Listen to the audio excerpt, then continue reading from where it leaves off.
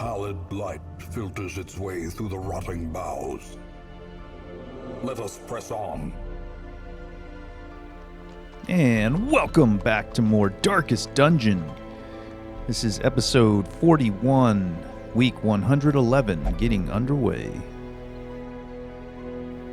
Okay, so starting off with the Sunshine in the Thicket town event. This is just like you've seen before a lot of these boss dungeons, similar to Silence in the Crypts, Fresh Air in the Tunnels, Gentle Tide. It's the town event that's going to give us a bonus to XP and damage on our next quest in the Weald. So you often hear me say, at least in this champion round of content, that getting the bonus damage isn't really necessary. It's just nice to have. However, as you saw last week when I didn't get it, it was a case where I probably should have. Who knows, maybe that was just a lot of unlucky RNG, and the drowned crew fight ended up just getting way too drawn out, and it would have been that way with bonus damage anyway. We don't know because it's all, random dice rolls. But as far as the Hag goes, as you saw the last time we were here, we lost a hero on this encounter, and I believe it's the only time we've lost a hero on this run doing one of these main dungeon boss fights. We also lost one when we fought the Shambler, but the Hag, no matter how you slice it, is tough at any level. No matter how strong you are, when a hero goes into that pot, and if you elect, like I do, not to try to get him out of the pot, just to try to DPS the Hag down in the fight as quickly as possible, then you definitely want as much damage as you can bring, town event buffs included. Okay, so party composition-wise, I'm sticking to my guns, Devatron. Even though we did lose a hero last time we fought the Hag, I still think this is a great composition and a viable, if not, optimal strategy here. Double Shieldbreaker and double Crusader. Both sets of two will leapfrog each other with incredibly high damage attacks. And the Shieldbreakers, of course, have armor penetration, which helps. And perhaps most important, all four of these heroes have pretty high hit points, especially the Crusaders. I mean, admittedly, Shieldbreakers aren't considered a high hit point class. They're a little bit in the middle range of hit points, so you don't want one of them going in the pot. But with some trinkets and whatnot, we can buff up their hit points as well as their camping skills. They can each buff their own max hit points, stuff like that. So that's pretty much, with this strategy, the number one thing. Well, maybe tied with number one. You need 4 heroes that can all do a lot of damage very quickly, and you also need 4 heroes that can survive a few rounds in the pot. So yeah, I think we'll be okay this time. Keep in mind we have all of those districts, buildings, upgrades. All these heroes are max level. They have fully upgraded weapons and armors. They have great trinkets. And of course we have the town event with the bonus damage. So I'm not expecting any trouble this time. But then again, I wasn't expecting any trouble last episode against the drowned crew. So as always with Darkest Dungeon and RNG-based strategy games like this, you never know. Alright, so we're just about ready to go. Sit back and enjoy the backstory for the Hag. I had collected many rare and elusive volumes on ancient herbal properties, and was set to enjoy several weeks immersed in comfortable study. My work was interrupted, however, by a singularly striking young woman who insisted on repeated calls to the house. Her knowledge of horticulturalism and its role in various arcane practices impressed me greatly. My licentious impulse gave way to a genuine professional respect, and together we began to plant, harvest, and brew. As time wore on, her wild policy of self-experimentation grew intolerable. She quaffed all manner of strange fungi, herbs, and concoctions, intent on gaining some insight into the horror we both knew to be growing beneath us. The change in her was appalling, and no longer able to stomach it, I sent her to live in the Weald, where her wildness would be welcomed. There is method in the wild corruption here.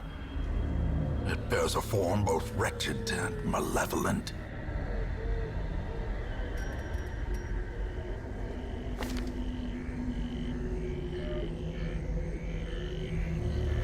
Okay, so hands down, probably the easiest backstory to stomach thus far. Not a whole lot of, evil meddling on the part of our ancestor. You could argue that he enabled her, but the hag was just a third party of her own will, pursuing her own, dark curiosity and, self-destructive patterns and whatnot. But in no case do we have the same kind of outrageous, diabolical, just pure evil, meddling on the part of our ancestor, as we've seen in other backstories like the Siren, the Necromancer, etc. Okay, so doing a little party shuffling due to an unremovable debuff on poor Fitza there. I can't remember why he had that. But at any rate, switched up the order, switched up the trinkets, and we're ready to go.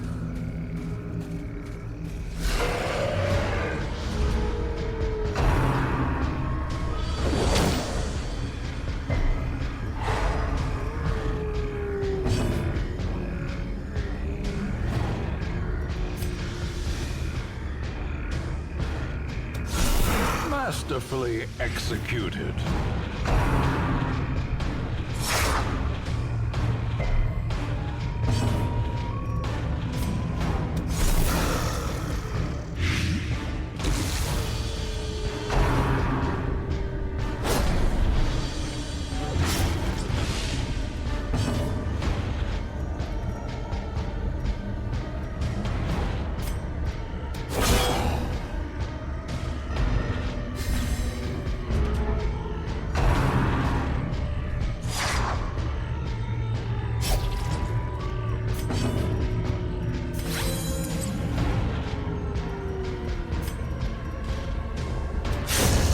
Annihilated.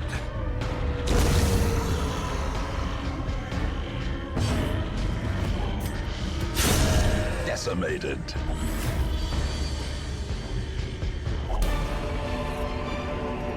A trifling victory, but a victory nonetheless. Okay, so first fight down, Devatron. Looking good, looking bursty, lots of damage. So as for the map, we got a pretty rough draw. The boss could be in one of two rooms on either side of the dungeon, so we're going to have to guess. And as we know, I'm not really good at that.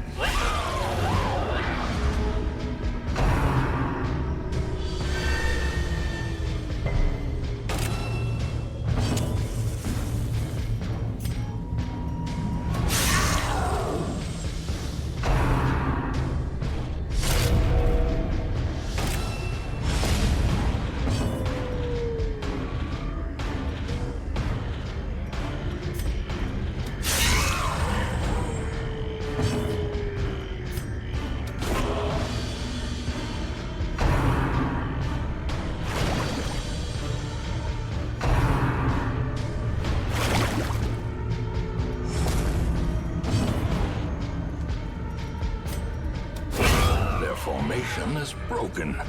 Maintain the offensive.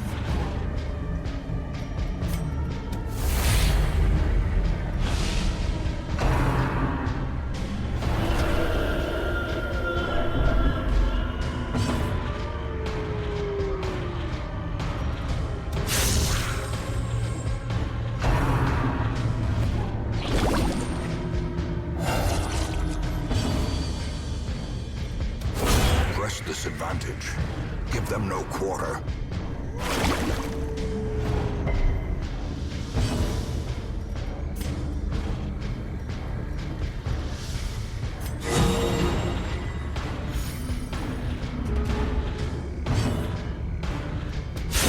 Eradicated.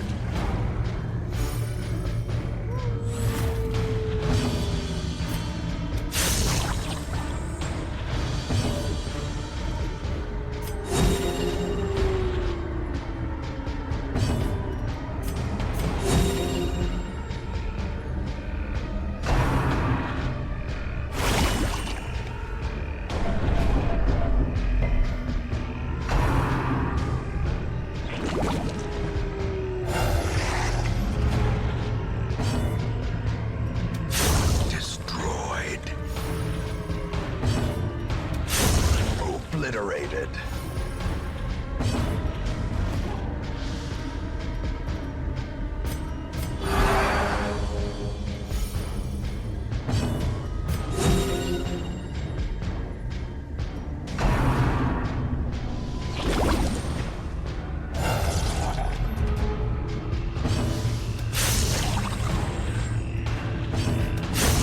As the fiend falls, a faint hope blossoms.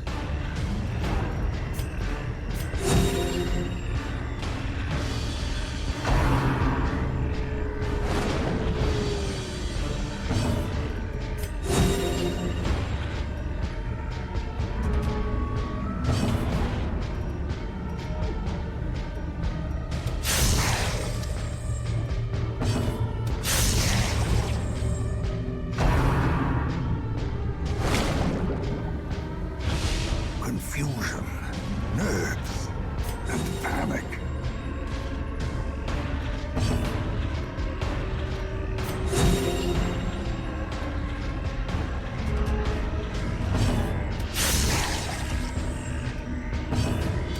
Their cursed champion falls.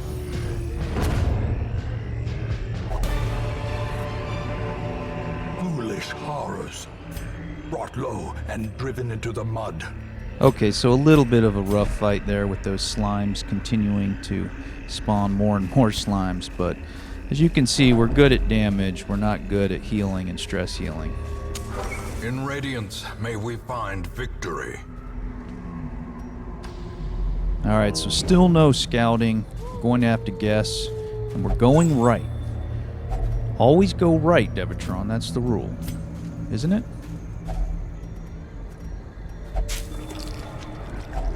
A handsome reward for a task well performed.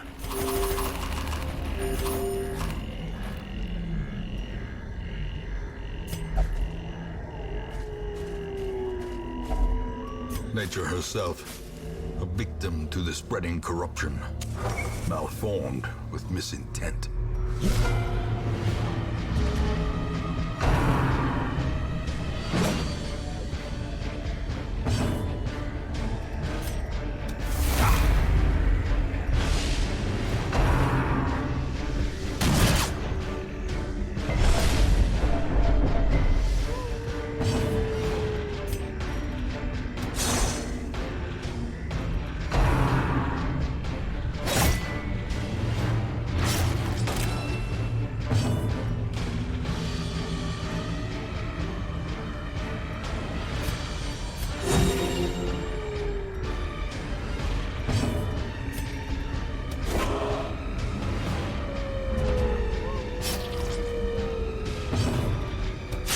Confidence surges as the enemy crumbles.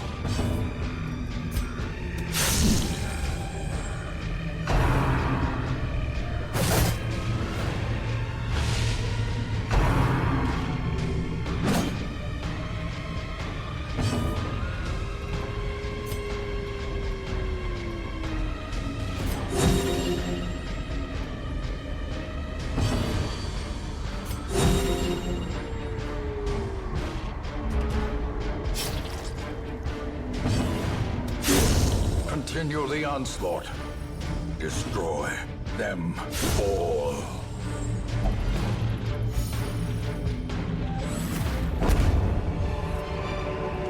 Seize this momentum. Push on to the task's end.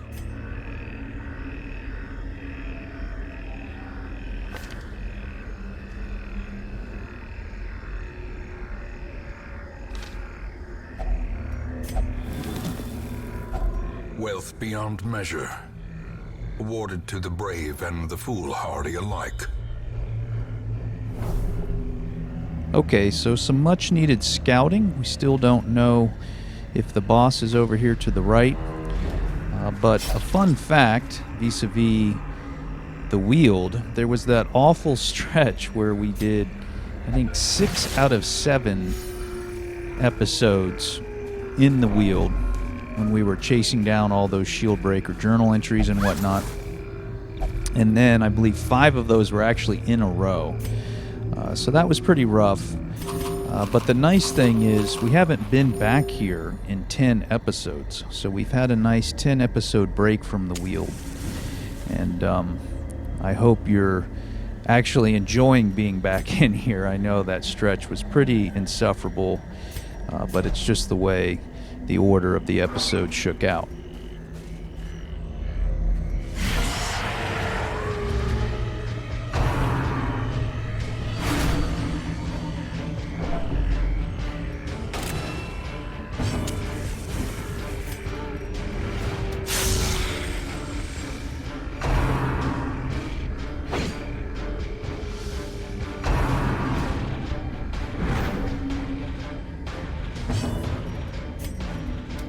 Impressive.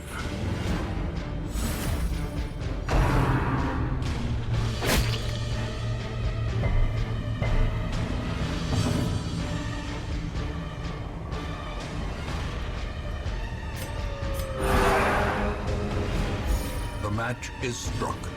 A blazing star is born.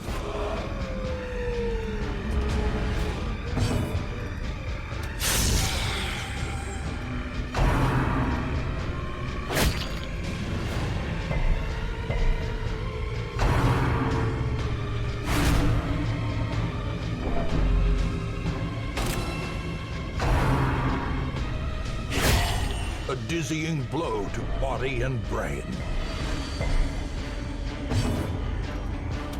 A devastating blow.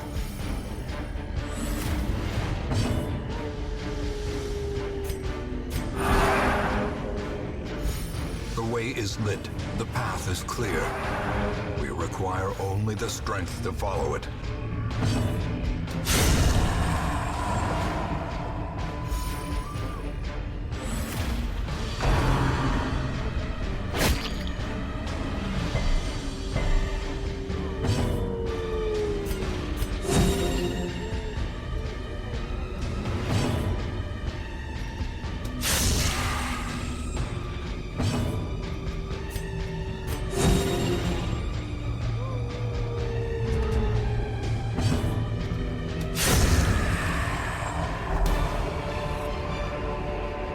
As victories mount, so too will resistance. Okay, so really nice fight there. And check this out, Devatron. Not only do we get some scouting, oh yeah, we guessed right. The boss is up ahead. A moment of respite. A chance to steel oneself against the coming horrors. Okay, so this was pretty fortuitous because we're in good shape and we still have a lot of resources, like extra food to top off with and stuff like that. As for camping buffs, we're going to prevent a nighttime ambush and then use the Shield Breaker's Snake Skin buff on each of our Shield Breakers. It's a self buff that increases their max health and their protection.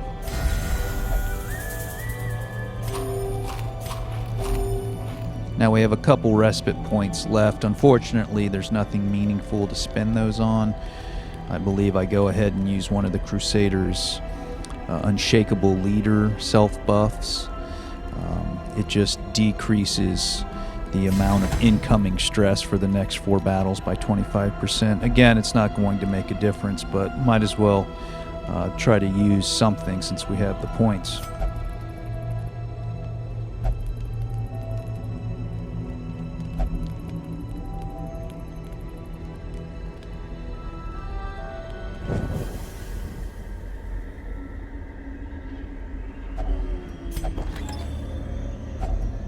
Finding the stuff is only the first test. Now it must be carried home.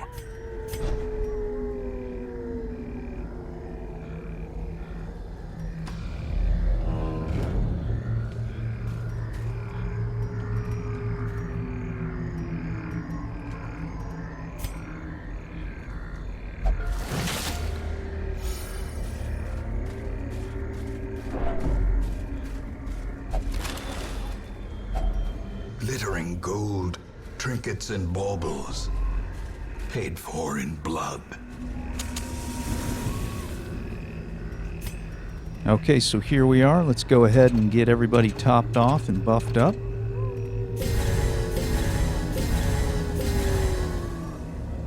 Alright, so this was a nice fast run to the boss, which we really needed. Get a little luck going on our side.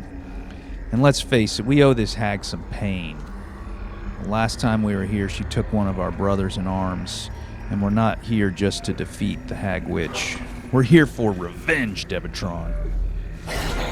Twisted and maniacal, a slathering testament to the powers of corruption.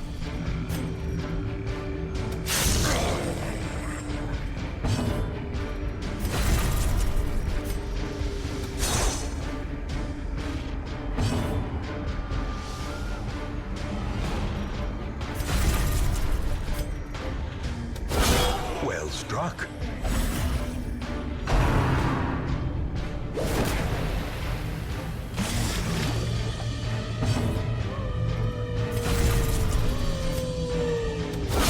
Precision and power.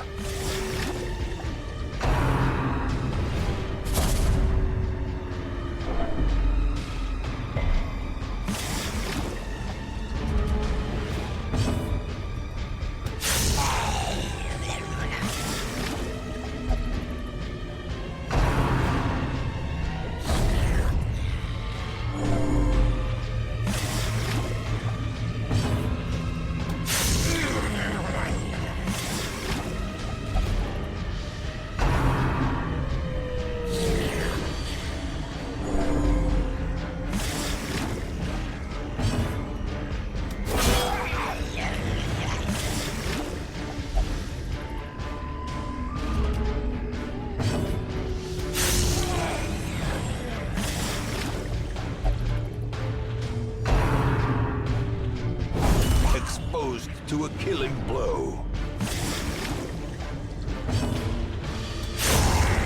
Leave her corpse to rot, consumed by the spores she spawned. These nightmarish creatures can be felled. They can be beaten. Oh yeah. Big time, Devatron. 3 rounds? Oh yeah, we brought the pain train. And it's a good thing we were that fast. Fitza only had a sliver of life left, so he was about to pop out of that pot with no hit points and, you know, maybe get killed, which is what happened last time. But it didn't happen this time, Devatron. Let's tally it up. So not a lot collected, obviously, because we weren't here that long. But the Hag Witch drops a really nice trophy. We'll be using that. Only 1 quirk, and it's not a reward. It's negative. Hagiomania? Obsessed with sainthood? I don't even know what that is, Devatron. The darkest dungeon. Hag Witch down. Vengeance is ours. We'll see you in the next episode.